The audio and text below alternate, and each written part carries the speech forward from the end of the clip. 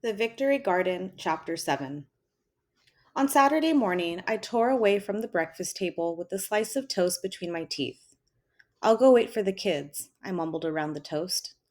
I'll be along, Dad said. He didn't mention that I hadn't asked to be excused. I guess he knew I was jittery. When Andy and Rich clomped up the street with rakes and hoes from home, I grinned. Scott wheeled up on his bike. Ellie roller skated over, and Maria walked the few blocks from her house. They called out to each other like they hadn't just been together the day before at school. Andy had an empty jar with holes in the lid. "What's that for?" asked Ellie. "Catching grasshoppers." "What for? Fun?" "Also keeps them from eating the leaves," said my dad, who had followed me across the street. The kids already knew Dad. "You sold me my shoes," said Rich. "You only half sold mine," said Andy. He laughed at his own joke. We walked follow the leader style up and down the garden rows. "What will these be?" Dad asked, pointing to lacy green sprouts in the first row. "Carrots," said Andy. "How can you tell?" "I saw the sign." We laughed.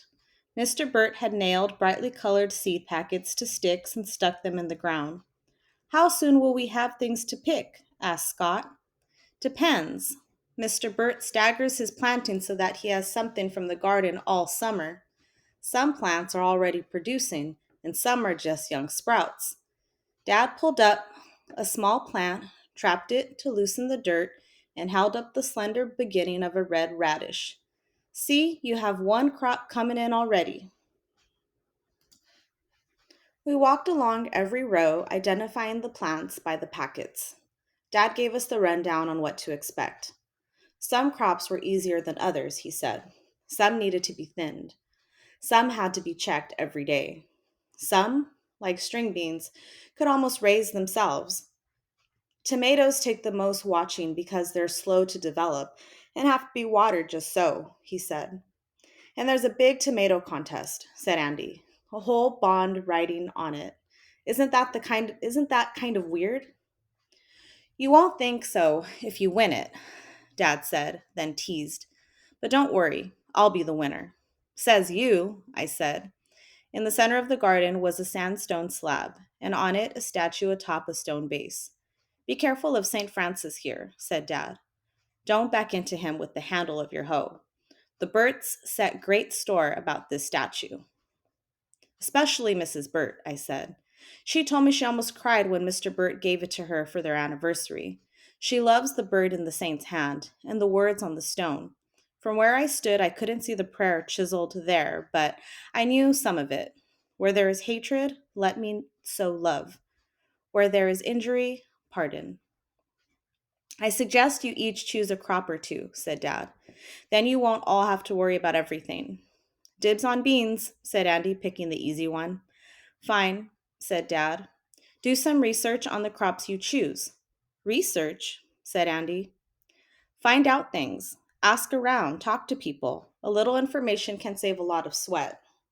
I figured I had all the information about tomatoes that I would ever need, and because they took the most watching, I'd easily get my choice.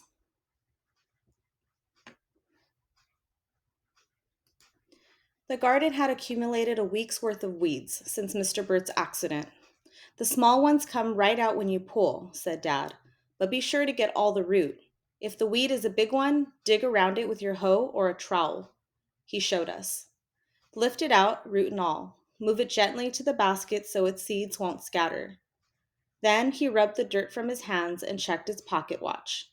"I'm off to work," he said. "You know what to do." We looked at the garden and then at each other. It was as if our feet had grown their own roots. Then Dad called over his shoulder. "Oh, a message from Charlie Sweet. Free cones at the sweet shop when you're done today." Feet left the ground as everyone yelled, "Hooray! Yippee! Ice cream!" We jabbered and jostled each other, pulling, hoeing, and filling the bushel basket with weeds. Suddenly the mood changed. A rock thudded against the basket. "Well, well, if it ain't the little gardeners." We knew that voice without looking up. "Billy Riggs, get out of here," yelled Andy. "Ain't you the heroes?"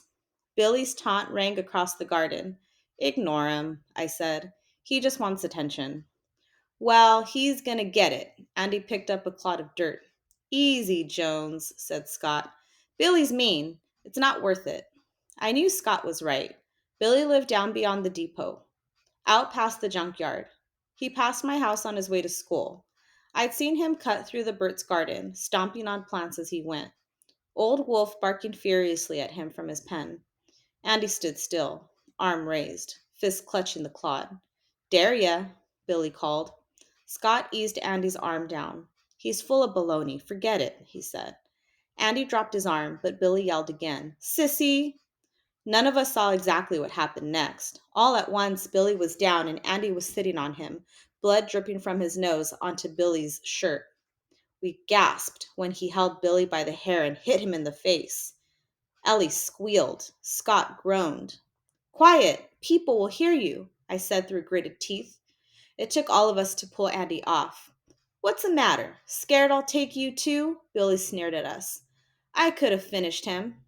Get out, Andy said, or I'll finish you. Billy snorted. Huh. You better eat your Wheaties first. It looked to me like Billy was the one who needed Wheaties. He left, pulling at his bloodied shirt and shouting over his shoulder. My pop will kill you for this.